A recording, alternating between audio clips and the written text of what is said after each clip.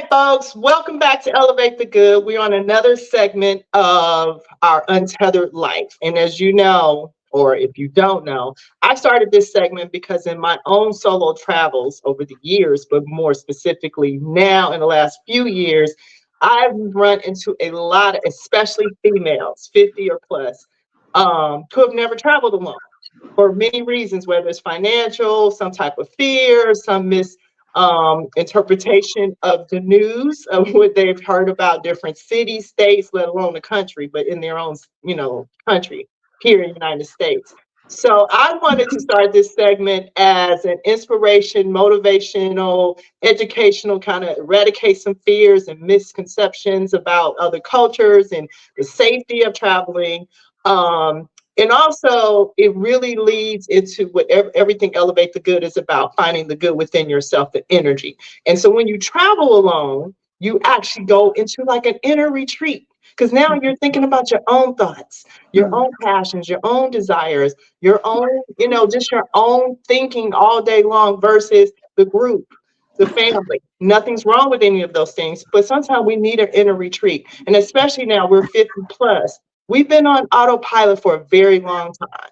And sometimes we need to just dial back and check in with ourselves to come back to ourselves to make sure that we're living authentically, we're being authentically whole from the inside out, and we're honoring who we are. So it's kind of not just travel, it's also a spiritual, mental, physical, emotional kind of wellness thing as well. So all of that to say, that's why I have my girl, D. Olivia, who calls herself the solo travelist, because she is, to come on again, just to share, inspire, motivate, and tell us some good things about her travel. She just got back from somewhere, her birthday, but we're just going to start off with, hey, D. Olivia, thank you Hey, for girl. coming.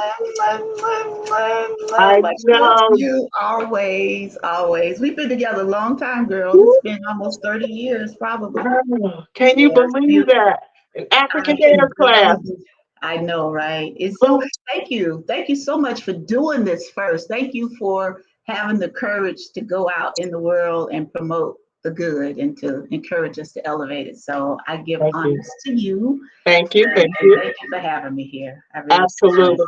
So please just introduce yourself. Tell us about who you are, what you want us to know about you. it. Okay. I am many things. Mhm. That's what I tell people. Originally born in Alabama, Selma, Alabama, historical Selma, Alabama. I've done a little bit of everything. Went to college. I've been was commissioned in the Air Force. I've worked in almost any kind of industry you can imagine. I've worked for myself in entertainment with some of the quote big name people you might recognize, and I've just gone on this. I feel like I've been on this search most of my life for something that started when I was a little girl. I used to wonder a lot. I was the one that would ask the question like, "Who am I? What is Mhm. this really about?" Staring in my eyes at 8 years old, talking about who are you? So Yeah. I was that one. So I think a part um, of my love to explore and to encounter other people and other cultures really got started back then. And I Mhm. started asking that deep question at such a precious little age. It So is. so yeah, I'm an as I said, I was Air Force veteran. I have had the luxury of having 12 years now where I have not had to work. Nice. So, a part of what I have done during that time has been a lot of soul searching and also travel. I've been able to travel a lot. So, that's me in a nutshell. I am many things. I'm still unfolding myself and elevating and encouraging myself to continue to elevate continuously. I don't care. I know I will not arrive until that last breath is taken. So every opportunity I'm just looking to take things higher. And travel really does help me to do that. Solo travel in particular. Absolutely. Yes. Absolutely. So that was a great segue into everything that I want to talk about in terms of solo travel, as you said. So you just had a birthday. Which birthday was this? 62. I was born in 62 and I'm Oh, 62 that's years crazy. I mean, that is beautiful. You are happy belated. So, old. Thanks. all that to say, you just went on a birthday excursion. Where did you go? I went to Aruba. Okay. And I chose Aruba because I have this friend who, for years, he and his wife would go there. I would say our birthdays are like a week apart, and I would ask him, so, what's your birthday celebration? And for years, he Mhm. was like, we're going to Aruba. We're going to Aruba. And I'm thinking, okay. And I never really seriously thought about it until this year. And when I Mm, thought about where I wanted to go after my stint in Ghana last year, which we'll talk about a little bit yeah. more, which was really extensive. When I thought about where I wanted to go, I thought about him. So I said, maybe that'll be a place I can explore. And the thing that was so different about this trip, I knew I wanted to do it for me. I wanted to have it in an elevated version. I didn't care about cost. I said, whatever it is that I want to experience, I'm going to go for the gusto. I'm gonna just go for it, and that's what I did. I didn't do a lot of research on Aruba. I didn't hardly know much of anything about the country until like the day before when I even found out about Aranjestad. I think that's how you pronounce it, the main city. That's the airport you fly or the city you fly into. I Got didn't it. know anything about that, so yeah, so that's how it got started, and I'm so grateful that I did that. I Right. pushed it myself. How long did you stay? I was there for 1 week. Okay. Uh, yep, I stayed in a hotel I'd never experienced before. They literally had a marina docking area inside the hotel. There was a boat that would come through Woo. this little canal inside of the hotel. I could look out Wow. of my window down into this area where the boat would take you off into their private island. And so it was just fabulous. I loved the way I was treated. I let them know that my birthday was there, and they had the most delicious cake and a bottle of champagne waiting for me in my room. Nice. Yeah, so Now, what's that the name of the hotel again? it was the Renaissance Resort, and Okay. they actually have two sister properties. One is called like the Ocean View, which is right there with the little beachfront, and the one that I was at was the marina with where the boat comes and get you to take you to the private island. Nice, nice. That so you did go alone. Now, did you hang Right. out with locals or did you know anyone there? I did not know a soul, and that's a little different about this trip. I generally have at least a person that I Mhm. can reach out to in case of emergency or whatever. I didn't know anyone. I met a lot of it's actually my check-in. The moment that I checked in, I connected instantly with one of the managers. She pulled me out of the line over to the VIP, line, and I could just tell we connected immediately. And she let me know if you need anything, whether here at the hotel or personally, just let me know. So I was like, okay, here we go. And those are the kinds of things that I enjoy when I travel. I like not being inhibited from just flowing with the people that I meet. If I would have been with somebody and we would have been up there talking, she may not have even called me over to her line. Right, right, I right. tend to get elevated experiences when I travel by myself like that. Because it's the aura, because you're now concentrated, your energy, your light, and it radiates.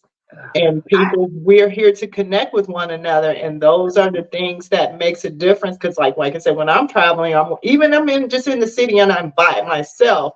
I mhm. tend to connect with people in the oddest, most spontaneous ways because I'm not so focused on the other person or this plan that we've had. You kind of That's just right. open, and the universe comes to you like that. Yes, it does. That's really well put because it happens all the time, and I know that is going to happen when I travel. I know Mhm. it.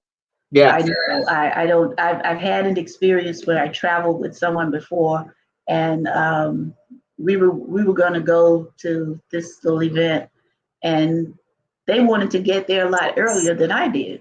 I was like, well, 15 minutes is cool for me, but they wanted to leave. So I was like, I was cool with not leaving when they left. I don't know if it was reciprocated that way. I think there might have been a little resistance, but I was like, okay, well, go ahead and I'll meet you there. Uh, Normally, I have seen times in the past where I would have said, oh, okay, well, let us go and be there 30 minutes early. But I've learned through my solo travel to respect my space even when I'm traveling.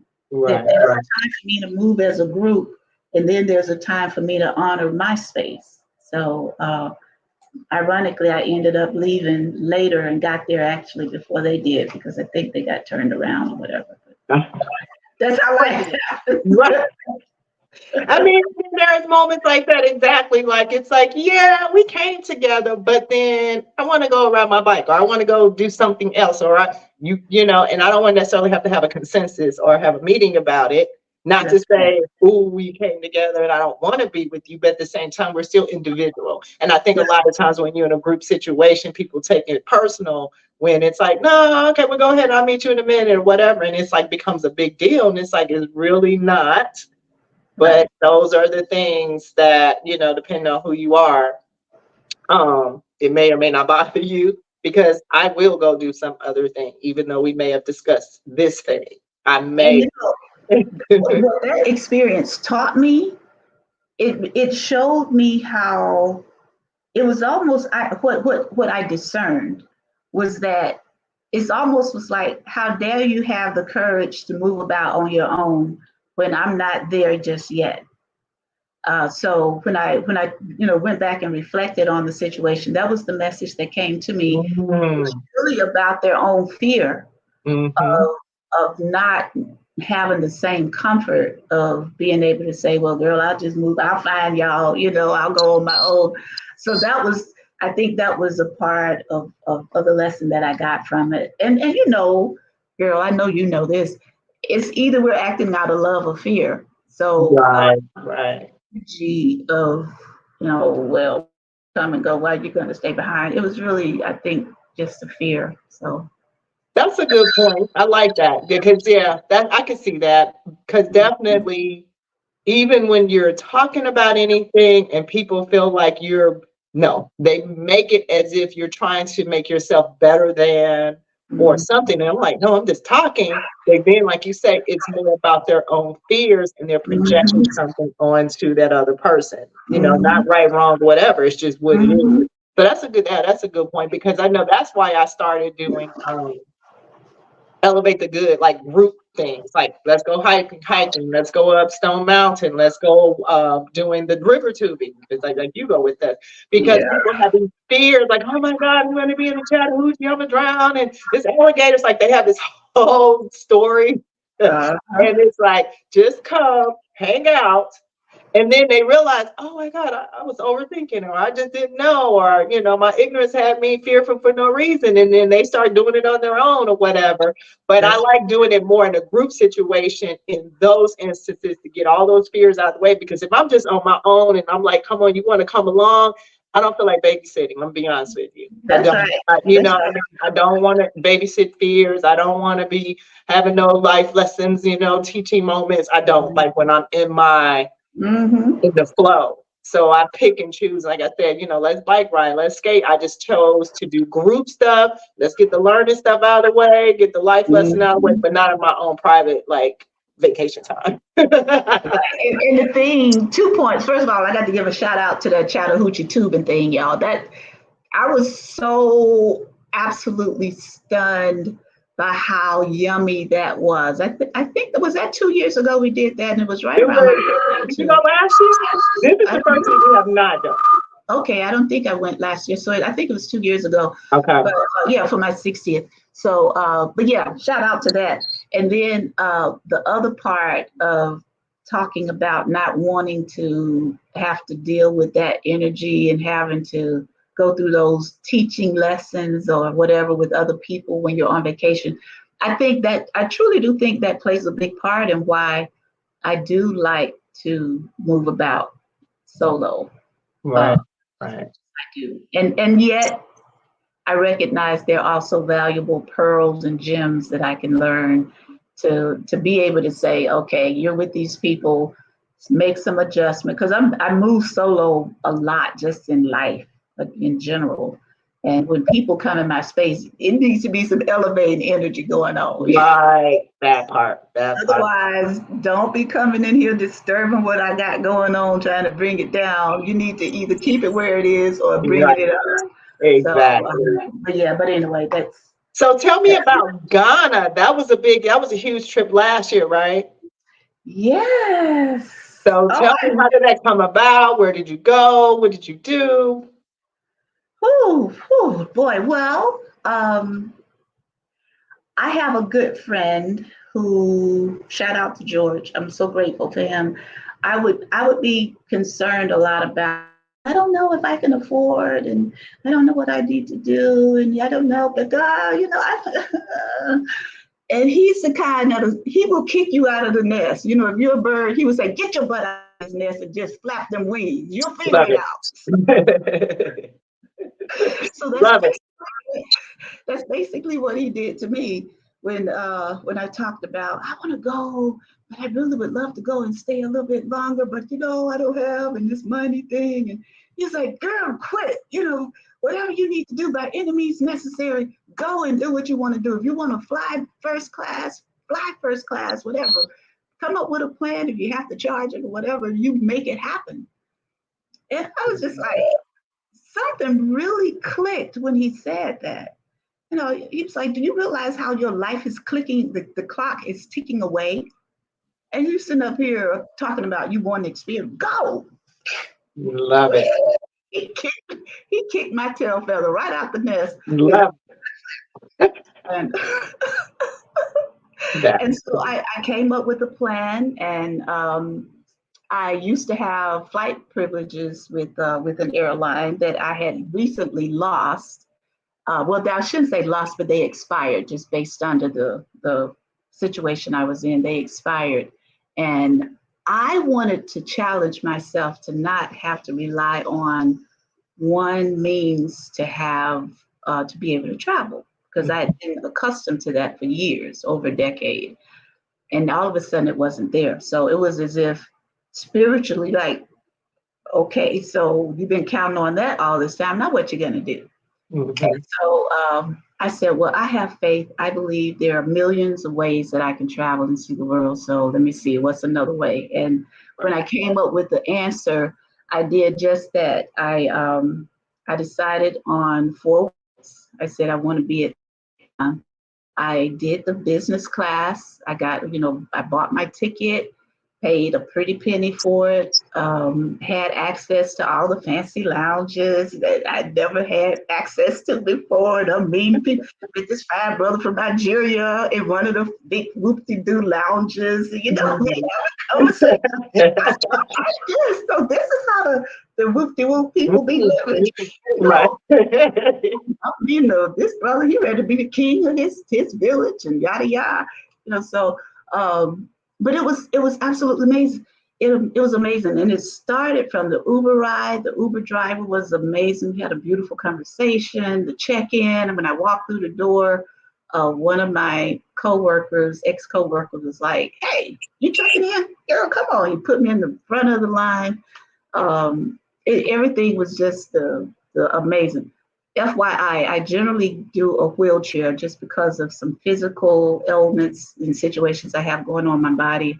So I generally always get me a wheelchair so I don't have to do a lot of standing and have my body fatigue before I even get at the airport. Right.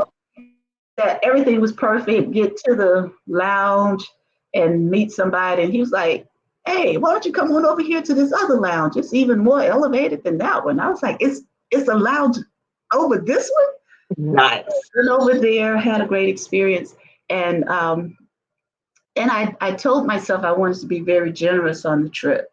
I wanted to bless other people, so I was very intentional. I was just in tipping the wheelchair person. I was generous there was a lady there in one of the restrooms. I popped her off a little something, and she was just sitting there looking at me like, wow, and took a picture with her. So that was the energy and the intent that I said even before I got on the plane. Mm-hmm. And so once I finally got on that business class experience, y'all, if you ain't ever done it, you have to treat yourself to an international first class business level, whatever the highest level is. Right, You right. have to do that at least once in your lifetime because it's Right. unlike anything. It's just, before your feet can hardly hit the floor on the plane, they got stuff. They're servicing you constantly. Nice. So, but So how yeah, did you choose Ghana? I had been to Ghana before and really liked it as an African country. I was also wanting to see what it would feel like if I was there for prolonged periods of time. Because, if you're there for a week or two, you really can't always gauge how things are. Right, right. So I wanted to, I'm looking I plan to be living in several countries. I don't know about nobody else, but I want to have one here and one there and access here and move around. Yes, yes. And Ghana is just one of the places that I feel, based on my own experience and my research, would be a good option. Mm-hmm, mm-hmm, mm-hmm. So and I did it in such an untraditional way. I stayed in 5 different places and Wow. I moved 7 times. Yeah. So how long were you there? I was supposed to have been there for 4 weeks, but the night before I was supposed to leave, I said, I ain't ready to go. I don't want to leave. Love it. And because I had spent that money on that expensive ticket, all I had to do was pick up the phone and say, change the ticket. No penalties, no nothing. That part, that part. That part right there. And I ended up staying another week. Nice. So Okay. 5 weeks, 5 different places. I moved 7 times. I stayed in 2 places twice. Okay. So, but yeah. So what was the moving about? Like, was that intentional? Oh yeah. Okay. Yeah. Very intentional. I had resources that I had made contact with before I got there. I had a what would you call them? Like an escort, I guess, if you will, a gentleman who took me around for the first, I think, about 3 weeks.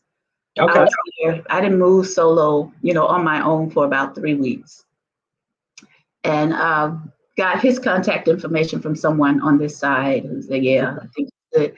Then one of the places I stayed at was it was like a compound that's owned by a brother who is both Ghanaian and American. He served in the military, if I'm not mistaken, over here. So once he finished doing what he was doing here, he went back there, got this compound, and made it into a beautiful place where people like me who are wanting to explore and stay for prolonged periods of time can come and have a good, safe community to stay in. Nice, nice. Very nice, really, really nice. He, when I called and told him, I forgot who referred me to him, but he said, "Oh yeah, I'll save the executive suite for you." And I was like, "Thank you." No, that's right. That Leo and me was like, "Girl, yes." See, that aura was flowing, girl. Treat me like the royal queen I am. I know that's right. Hello. It was awesome. So, but I will back up and say the very first place I stayed was a regular hotel. Okay. I paid. It wasn't as expensive as the average hotel here, but it wasn't like an Airbnb or some of the other places that you can get for a lot less. It was, it was almost $100 a night. Mm-hmm. But it was literally a 5-minute drive from the airport. And I wanted that to get my foundation, to let my body catch up with the time change, to have a restaurant where I can eat and just prepare my body for what was to come. Right, right. Nice. Yeah, so it was 5 So weeks. what other places, what other type of places? Did you do an Airbnb at all or no? I did. Okay. I did. I did 2 Airbnbs. I did 1 hotel. I did the compound, and then I did this place down on Cape Coast, which is south of Accra, which is the main city where I was. I Right. went there for a week, almost maybe 5 or 6 days. Okay. And it's once again, it's a place where a lot of African Americans and probably people throughout the diaspora know about. Mm-hmm. They know of this place. One Africa is the name of it. And they welcome you to come in to stay. It's right there on the ocean. It has individual little cottages that you can stay in. I think they have about 7 or 8 of them. And they take care of you. The food was amazing. The brother who manages it has his family people there, and they prepare foods, fresh cooked meals every day. I ate and ate and ate and ate. By the way, every time I travel, I forget all about what I'm eating. I just go for the gusto. Enjoy it. I go Exactly. full throttle because I'm a foodie anyway. Right, right. But I go really intentional to kind of delve into the foods. Nice, nice. So, do you typically use a travel agent, or are you booking this stuff on your own, or like what are your favorite travel sites to book things on? I do. I have done everything on my own, and mind you, up until past 2.5 years, I was able to have the flight part taken care of through the airline I was working with. And then as far as lodging, sometimes we could still go through that, through the company or Airbnb. I like Airbnb a lot. I've had very good experiences with Me too. Airbnb. Me too. I've stayed in, used Airbnb in Brazil, in Vancouver. What other country have I used it? Not Argentina. Well, Ghana. I used it a couple of times in both trips in Ghana. I used Airbnb. It had very, very positive experiences. Nice. Really positive. And Cool. they were a lot. The rates are generally a lot too, especially than hotels. Yeah, because yeah, exactly. Yeah, certain cities outside of the United States is definitely much more affordable. Yeah, that's right. Definitely. Yeah, definitely. And I'm one of those people, I'm just now kind of starting to come back to hotels because when I travel with work, we're in hotels all the time. And Mm. so I prefer a Airbnb or a Vrbo or something where you kind of in your own space. But I'm starting to kind of get back to like, you know what? I need y'all cleaning up and doing some stuff. So I'm kind of coming back to that too. But especially if I'm at the beach, though, I still like an Airbnb. I still like my own beach space. It's Yeah. just something about feeling like you're at home at the beach. But that's just me, though. It's interesting you say that about wanting to get back to the hotels. I just read something recently where it said uh, the guests for Airbnb are saying the low prices are not enough. People are wanting that hotel experience. So Mhm. this is what I discovered on a recent trip domestic here to Philadelphia. I went online looking for Airbnb to see where I could stay. I went to visit my niece and she didn't have space. So I said, okay, I'll do an Airbnb. How about hotels are booking out rooms to Airbnb. Really? Yes, ma'am. So if they know on August the 15th that for the past 5 years, and I'm surmising this, how they come up with it. For the past 5 years, they generally average about 100 empty rooms, or let's say 50 empty rooms. Hmm. So they will then, whoever the smart person from Airbnb said, okay, so you average about 50 rooms, let us get 35 of those rooms. So they'll buy them from the hotel and then advertise them on their Airbnb site as an Airbnb. I got a lower rate than I got from the hotel, but I was right there in the heart of the city at a Wow. very, very nice hotel. Hmm. Okay. Okay. That's okay. I'm gonna have to look that up. I guess I just never, because I know they have the specialties and the things that you can rent out, but I've never paid attention to it because I Yep. guess I'm never looking for it. But okay, well, that's a good little tip. See, that's what we all about that information. That's good to know, though. Seriously, that is really good to Yes.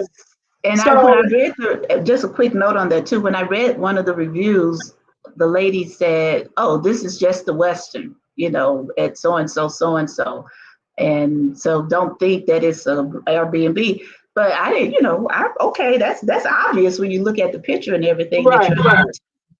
Yeah, but anyway, The Weston's a nice hotel too. On top of that, yeah, so yeah. honey, I was, as a matter of fact, I extended my stay in the extra night there too. You never want to come home, do you? Like, oh, I want another day. That's funny. I know I was like that in Costa Rica. I was on the airplane looking down over it. I was like, I don't want to go home. It's but I do that all the time too, especially when you're driving from the beach. I'm looking in the rear view mirror like, no. So yeah. and, and along with that, and this happened when I got back from Aruba a couple of weeks ago.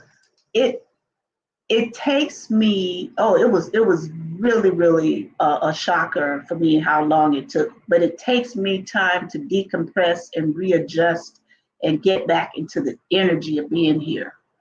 Ghana, it probably took me almost 2 months. Wow. It took a very long time for me to regain whatever that thing was that had happened over there. Yeah, so I experienced it in Aruba. And Aruba it was a week where Yeah. I was just like, oh, But it's amazing that you say that because nothing is wrong. I'm not complaining about America or the United States, hmm not America. Um, but there is this energy, there is a field of hustle, bustle we gotta be hmm doing, even with relaxation. We gotta be moving and doing something and proving that we're doing something. We're proving that we're relaxing and we're chilling and we're entertaining ourselves. Like it's just constant. And it is, and I'm an empath, I'm a hyper empath, I'm hmm hypersensitive. So I've hmm always been that way since I was a kid. And now, because of my inner retreats and all this stuff over the years, I understand my energy more. And right, like you say, when you come back home, it's just in the atmosphere. There yes, is no sense of just rest and enough. right. There's And this, the thing about it on this last trip, I noticed it in the airport. I noticed the shift in the airport. Just it's a vibration. It's just very very different. And because like you, I feel things very intensely, and I've traveled in so many different places where it's just like people operate like this. right. Even in Aruba, at the hotel where I stayed, they were moving. A lot of times they were moving kind of fast, especially the people working there in the hotel, which is a little bit different, I think, than being out with the locals. But Right, right. in their movement of moving fast, there was this. It was a solidarity feel that I felt there. The people, the workers who came with every hue of skin complexion you can imagine, they all just seemed to have this cohesiveness. Hmm. I never did feel anyone bickering. I Right, didn't right, feel the right. energy. So as soon as the sister got to the airport, I could feel it.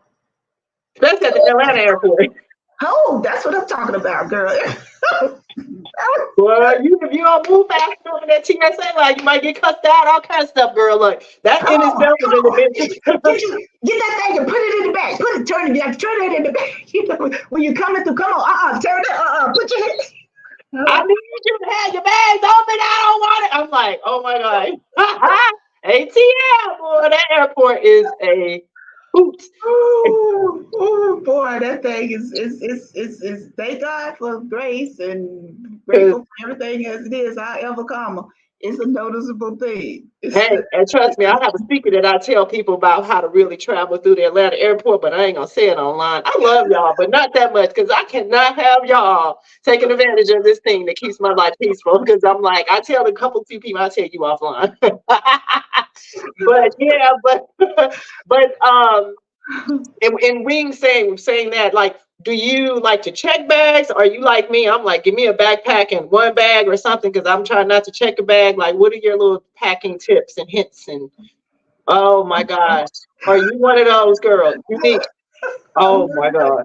I Okay. am okay. Okay, see what see because this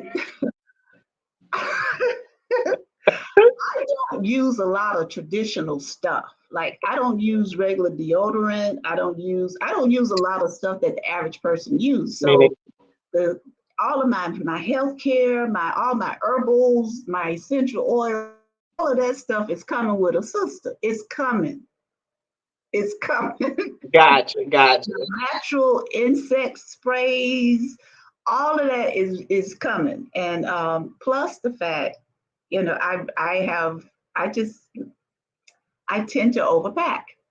Period. End of conversation. I tend to overpack. However, I, I do find that when spirit speaks to me and asks me like, okay, take those scissors and that bandage wrap. I have learned, I don't even question it anymore. I just had an incident on Sunday. I was out on a scooter with someone and she fainted before I left the house. Now tell me, how many people leave the house with a wet face cloth? But I did. Yeah, but you did, didn't you? Travel. So when it tells me, okay, take that tea tree oil and blah blah blah blah, and literally when I went on a retreat back in May, there were about four people who needed things, very unique things that I had in my bag. Oh, So we made a joke like, oh, you need a bandage wrap? Bam, here it is. What? Oh, you need some tea tree oil because you got bit? Bam, here it is. that But I is do hilarious. have to say I'm very strategic in how I pack. I'm used to not having to be concerned about baggage so much because of the flight privileges. But now that that's a little bit differently, I'm a little bit more mindful, but yet I always pack as if whatever bag I'm going to check in, I'm going to be separated from it. I always Exactly. pack, always. So I check you in, and now this one right here is going to have about 3 days worth of something for me to keep it moving with. So it's almost like I have two supplies of certain things. So Exactly.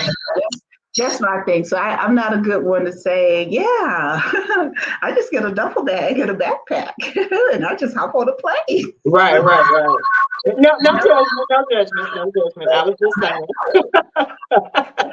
Yeah, because I mean, in traveling with work for all the different things from acting, modeling, um, sports broadcast, everything that I've done on every level, I had to get better at traveling. Some things I can't be rolling up because I can't be looking wrinkled or whatever. But over the last few years, I have just gotten it down to a science. And as much as I cannot, if I don't have to check a bag, I try not to. And especially that's because trauma from Atlanta, though. Not all Yeah, airports, because in St. Louis, I'm like, first of all, you're not getting on the subway and doing all this traveling. You're getting off the plane, you're pretty much there. Go get your bag. So that's it's right. like, I love the smaller airports, which is like, oh my gosh, I'm loving smaller cities again, because sometimes Atlanta could be overrated. I love Atlanta because, that's my home. But Yeah, at the same time, it's like the airport in itself is a day. Like it really is. People don't realize, like for real, that in itself is part of your travel day. Like you really got to plan on it. Forgive me for that's doing right. this, but for some reason my light keep going down. All that to say, Okay. so all that to say that being able to fold and roll things, and like a good point that you made about is if you get separated from your checked luggage, make sure to have enough personal hygiene things because you can get smaller bottles like you. I rarely use a lot of commercial stuff. I make a lot of my own products, all natural, but I still Mhm. like to keep it on my person. That's So my right. toothbrush and whatever I put in my hair or my spray for my face or whatever, and some Mhm. soaps, but keep it. And I have some nice Elevate the Good bags. It has a lot of pockets in it, so it doesn't get heavy. It's sturdy. I've been traveling with those things for you, and it fits everything in there. But I Yeah. do not like to like, oh, my bag got lost, and then you finally get to your destination and you got to go to the store and buy stuff all over again. And Mm-mm. but then like you said, there are just some items that are going to be too big or too much. You do check, but try to definitely pack things so just in case, and not even just in case it gets lost. It's like, hey, I want to brush my teeth right now. You can just go do it and not like, oh, I got to wait till I get my bag or get to that city. It just Right. makes it less stressful, you One of know? the things I will make a note, being in Ghana for 5 weeks, I was extremely strategic, and I mean I literally had two sister friends who came over to help me to pack. It that process generates some kind of energy in my body that I'm still navigating through. I guess some people call it, I don't know what it is. I really a little anxious or whatever, but I had a sister friend who showed me how to. She had a whole different way of organizing the clothes, and I will I can get a little anal in trying to figure out exactly what goes with what pieces so that I don't overpack. And even in doing that, I generally end up having too much stuff. So in Ghana, I found that even in 5 weeks, I probably wore about the same Mhm, six outfits, just mhm. recycled, with mitten, this go with that, washing them out, hanging them up in one of my Airbnb apartments that was really nice. I liked it. I had clothes hanging up at the window after I'd washed them out, but I did find that I was just using the same clothes over and over. And that's the key. Yes, You end up really you try that. For me, that's the goal, to kind of recycle outfits, and this top can go with this bottom or this dress. And oh, I love dresses because then it's just a one piece thing. But that's key too, because then it just makes your travel so much more freer when you don't have a whole bunch of stuff. I agree. I You know what totally I mean? agree, and I'm still guilty every time I travel. I was guilty in Aruba. I probably had about six outfits that I didn't need, so I'm guilty. But you were ready just in case, just I'm in not the case. one to give y'all that kind of advice on how to do that. You need to stick with Right. Carla on And trust me, I was one of those people, those just in case things. But I was like, boo, it's no, if it's just in case, you'll work it out when it comes to that's that. right. You know what I I mean? agree. Yeah, I had to, really get past that. That was kind of funny. But so in terms of um learning languages, knowing how to communicate when you're in these different countries, what are you doing? Are you getting phrases, or are you just hitting some words here and there, or do you practice? What you know? What you know? Well, let's see. I think probably the most challenging that I had was when I went to Argentina by myself and didn't know anybody there other than a coworker. Well, not even a coworker, but he was a Delta employee that I met when I was checking him in, and so he was my point of contact. And it Yeah. was Spanish, just Spanish speaking country. I didn't speak Spanish, and I don't know. I don't. I'm trying to. I didn't. I had a phone, but I don't remember using a translator. I don't know. I didn't. It didn't intimidate me. I got advice, just like I left the hotel and got in a taxi, and I went to see a live tango show. That was one of the things I wanted to do, which was just mind I blowing. bet you that was nice. Ooh, mind blowing. Oh, excuse me. The concierge person, pretty much told me this. He gave me his personal information, his number, and then he told the driver where to go. He told me what to do when I got ready to come back, and I didn't have any problems. I didn't move around a whole lot when I was there, because at the time, little did I know I had kind of injured. I had a knee injury that I wasn't really aware of at the Oh, time. wow. Okay. But yeah, but it was, so that's probably, let's see, of course, in Ghana, when people are speaking their native tongue, I know the greeting and the quaba, it's just certain little couple of little phrases that I would know, but I would just have to rely either on an escort or sometimes like the energy of the conversation. I Right, don't know. right, right, right. Yeah, that's cool. So, are there any safety tips, especially being a female, things that you like to do to make sure you got your head on a swivel? Any, just any hacks that you can give us? First and foremost, when I'm traveling solo, the most I will have is a beer or maybe a Bailey's. You Mhm. know, I'm Right, not doing none heavy. I'm not gonna get my head ain't gonna be going nowhere sideways at all. right, Uh, and I'm always aware. I check out things whether I'm walking into a room or I'm always aware of my surroundings. I just scope it. I just look. And it's not out of a fear kind of thing, but I just like being aware hmm of right. Yeah. things. Um, I generally like to try to keep a room that's like maybe halfway the hallway. I don't want it too close to the or too far down towards the stairwell or something like that. I generally keep it halfway, kind of like in the middle of the hallway, hmm just as a safety precaution. I usually do not ask for people to come into my room if I'm in a hotel. I generally do not ask them to clean the room every day. Right, I'll put the do not disturb thing on, and of course, always use whatever type of internal locks they have. But safety wise, I just say just know that sometimes there are people watching you that you don't know are watching you. I have yeah, never had any kind of crazy situation to happen, but I've heard of people, even a brother who was traveling once, and they didn't understand that he understood Spanish, but they were planning to do some things, you know. right, But I just have not had any type of thing. But I'm very mindful, and if my gut tells me anything feels a little bit off, I am not doing it. right, right. Definitely following your instinct. Yeah, yeah, and because I do enjoy going into the community when I go to these places. I like going out and just kind of mixing and mingling with the people. That's I have to find at least one person that I feel like, okay, I feel safe, kind of sort of like, this is a good person. Right, right, right, right. And even then, when I do that, a lot of times I'm on public transportation. I'm moving about. I'll do that in every city. I did it in Aruba. I was like, okay, where the bus is at? Let me get on the bus. Let me just ride around and, I get a little tour, get a free Right. tour. Like, yo, bus driver, let me know where the end of the line is and I'll get off and get back on and go to another side and do that.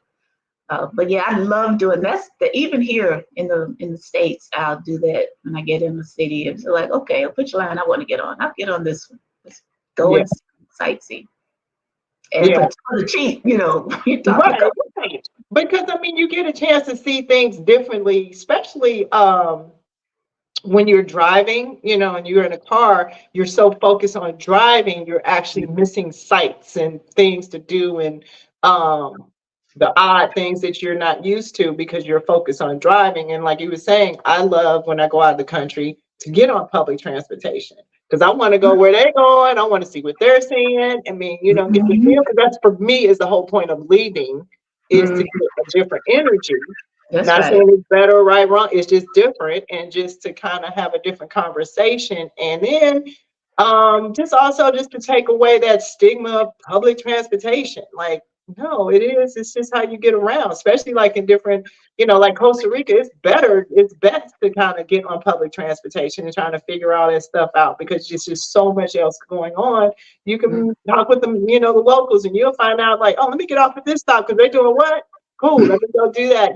Even if you're traveling from one part of the country to a different part of the country, because Costa Rica has so many different terrains, it mm, I'd rather not even necessarily get a shuttle bus. I want to get on the bus that's crowded with all the, ticos, because that's what they call them, ticos.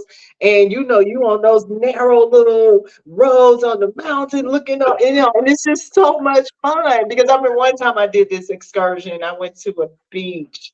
I can't remember which one I was going to, Manuel Antonio or something from San Jose. All that to say, I guess we must have been going to Ari now to the volcanoes. And so we mm. were going higher up into the mountain, and girl, that altitude sickness, thinking I am invincible in everything, and like that stuff don't bother me, girl.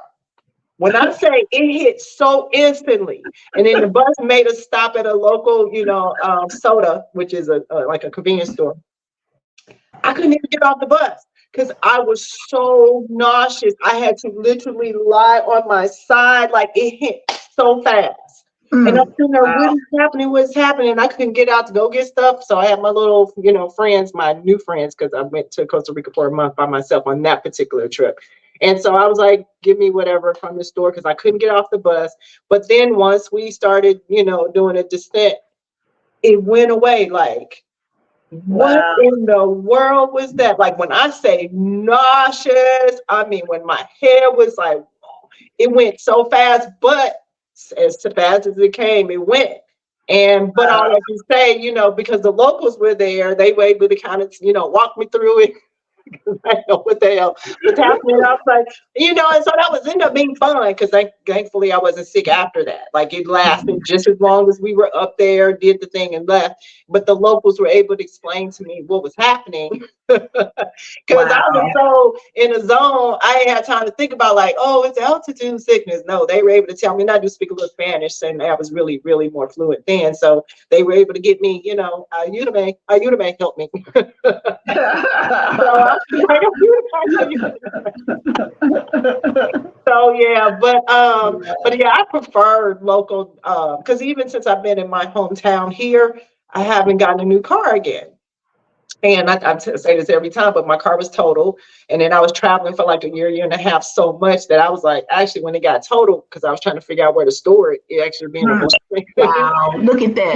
Look so I was at that. like, Look at that. won't he do it? Won't he do it? As they say. Girl. But all that to say, I have not purchased a vehicle because, first of all, not that much I really want to do here. I mean, there's a lot to do, but I can get around without a Yeah. vehicle.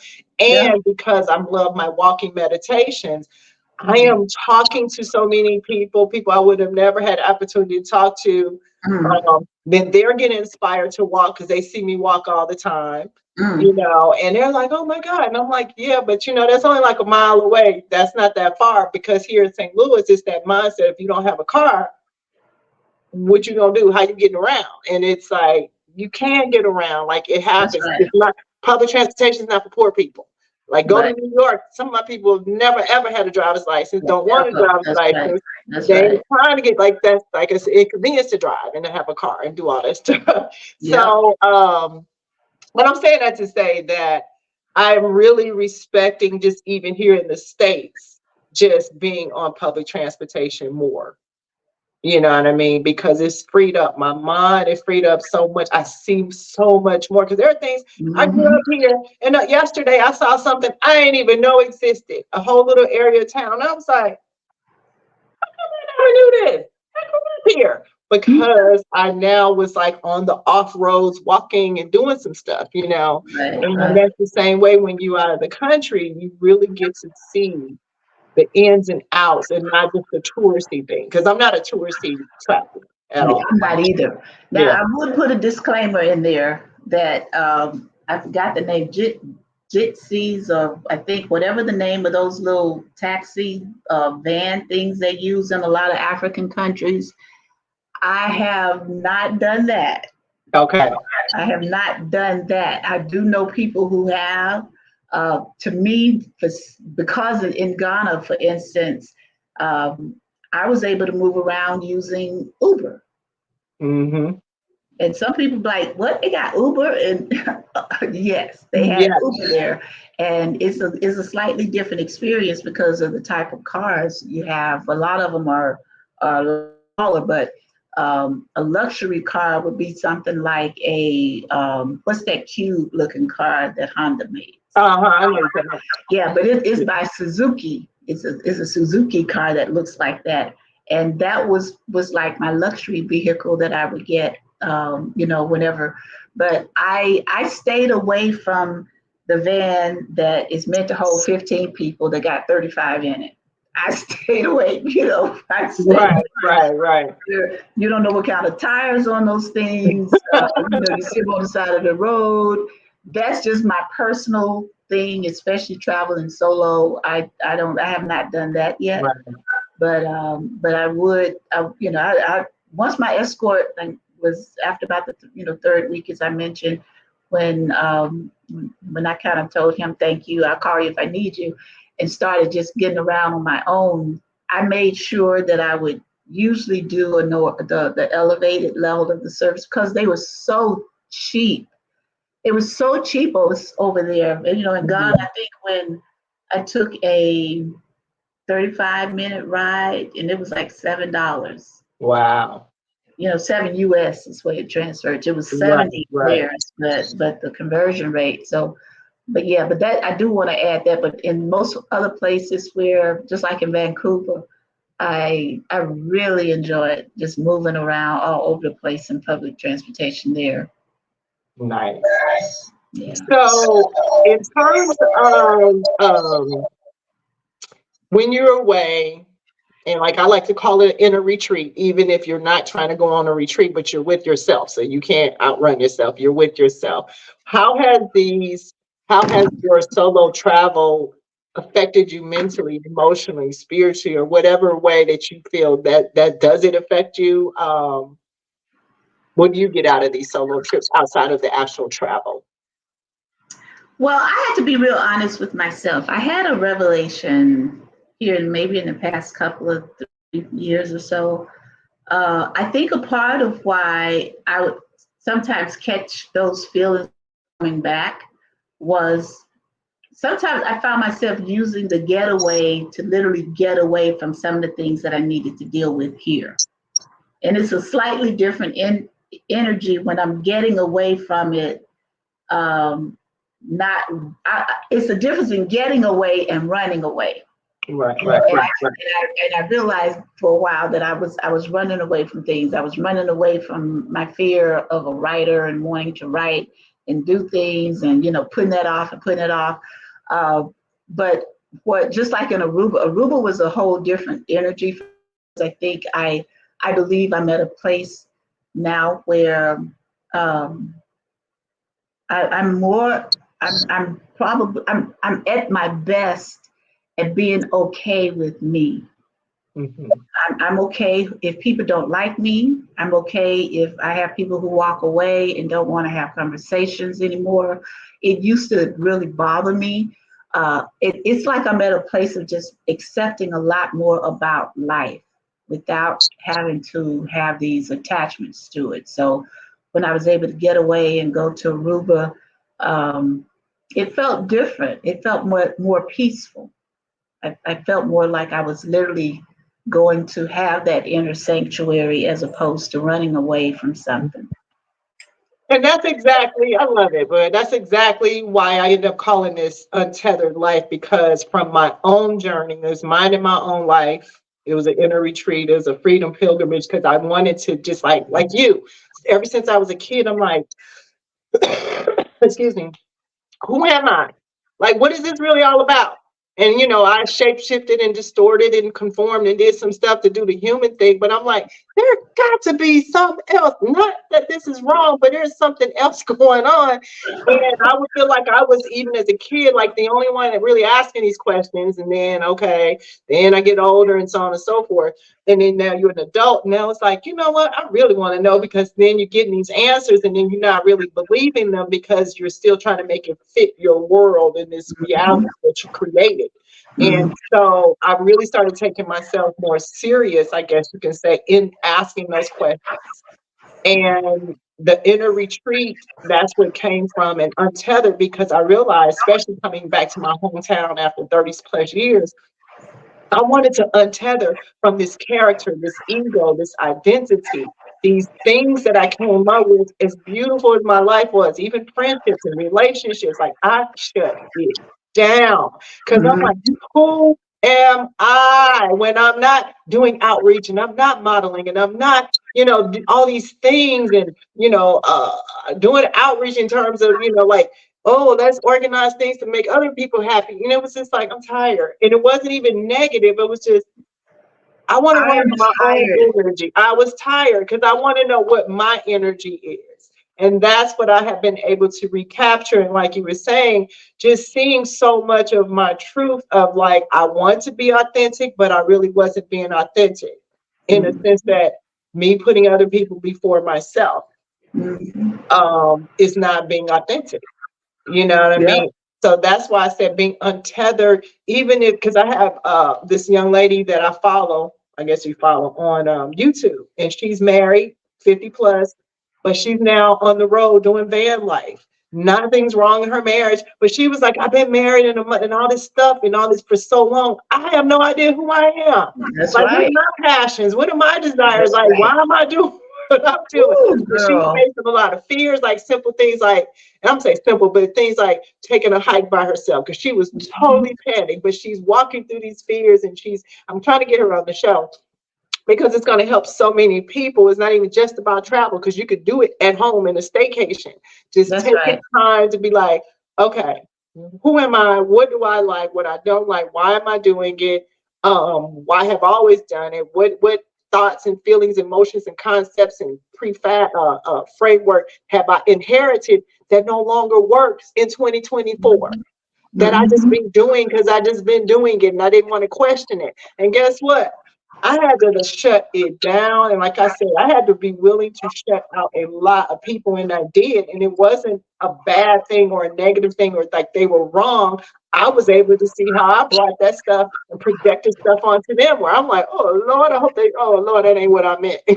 That's right. You know what I Right. mean? You Right. see a lot of that. And again, just again, untethered, in a retreat, traveling alone is very important, especially at this age. I, Because we're not like our parents 50, 60 years old. We still have a whole nother life, like health and wellness and wholeness, that we mhm. do consciously know that we can make changes in our life, and we're coming to realize we are the creators of our lives. So Mhm. what does that look like? Are we going to keep, creating on the autopilot program, the Mhm. programming with the, the perception control programming that we have, or are you Mhm. going to do it on your own terms, knowing that we are really sovereign beings? And That's that's right. where, and it can be scary, overwhelming to give up something that you've been doing for so long. But trust Mhm. me, it is so worth it because now Yes. I have a new Yes. foundation. Nothing was wrong, but it just never was. Because what Girl. the outer world tells you, oh, you did this, like you were saying, you work with certain people in the industry and all that. I'm like, but yeah, yeah. I want to know what I want to do, even if it's doing nothing. Like sometimes, and that's why I realized I needed to be still because in Atlanta, it's like go, go, go, go, go, go, go, go. Even your chill is go, go, go. And I've been like this.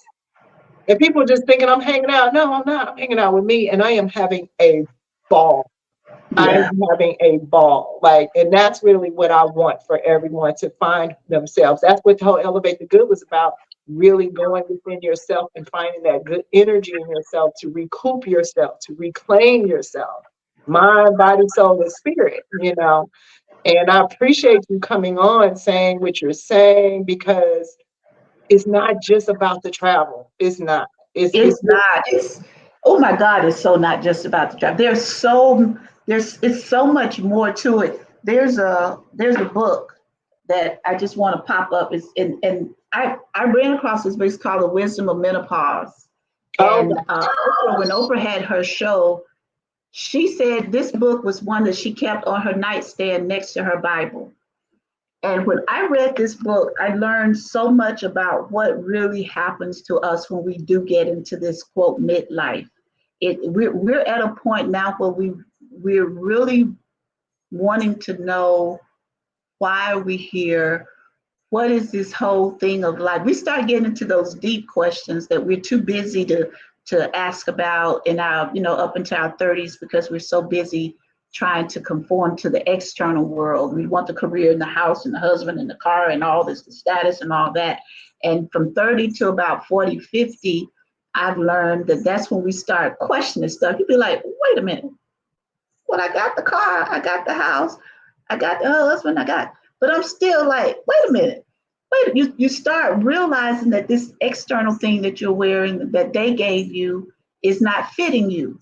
It's not fitting all of you. And so traveling helps me to just really sit with myself and to recognize who I am and feel why I'm here, and to remember that I am connected to, regardless if you're Canadian or if you're Nigerian or if you're in Togo or you're down in Argentina, I am connected to you.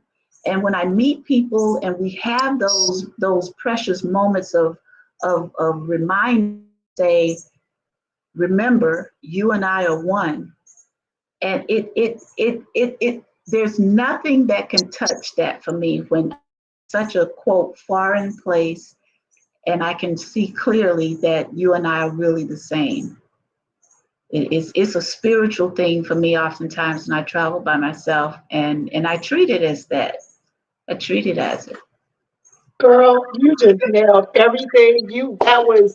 That's a great way to end this call, because that's exactly why I started Untethered Life on Elevate the Good, exactly why I had you on. So it was perfect. Thank you. Um, because at the end of the day, the inner retreat does make you realize we are all one. No matter, we're just one emanation of source in these seemingly individual situations. But that's the biggest thing I realized. I'm one with everything that has life and consciousness. And that's a divine thing to realize. Our humanity itself is a divine thing, and we've been told something else, and you have to That's right. recapture that for yourself. That's right. And so you nailed it, because that's the most beautiful thing. That's the only way we really gonna come together. We recognize the God and the light in one another. And it's like, oh, you really are me. And to appreciate the differences. The differences are not a contrast for the sake of competition, That's comparison, right. or opposition. It That's exists right. because the Most High is everything. Yes. It Yes. is. That's just how it Yes. is, and we are It part of the is. Most High. Like, It really so is. that's the beauty of it. So Yeah. I thank you. I thank you. I thank you, dear Olivia, for taking this Right. beautiful time to share your journeys and your missions and whatever. Any parting words, advice? I would just say make sure you get the passport, make sure you keep that sucker current. If it's within 6 months, you're gonna have to go and get it renewed before you travel and go to a place that you would not even fathom going to and consider going. Bali is one place that I would like to go to, uh, Costa Rica too, but please go. Please invite yourself to step beyond what you think is possible for yourself in regards to travel. You will probably be surprised. Yes. Excellent. Thank you, my sister. I love you with all of my heart and soul and I spirit. love I you too, do sis. love you, love you, love you. Hey, guys, don't forget to like, subscribe, do the notification. I never do this part, but let's do it, because we really need to share this, because, again, there are so many sisters, not just, the sisters, but especially sisters who have been talking about they're going to travel one day, one day, one day, one day. No, now is the time. So love Yeah. you.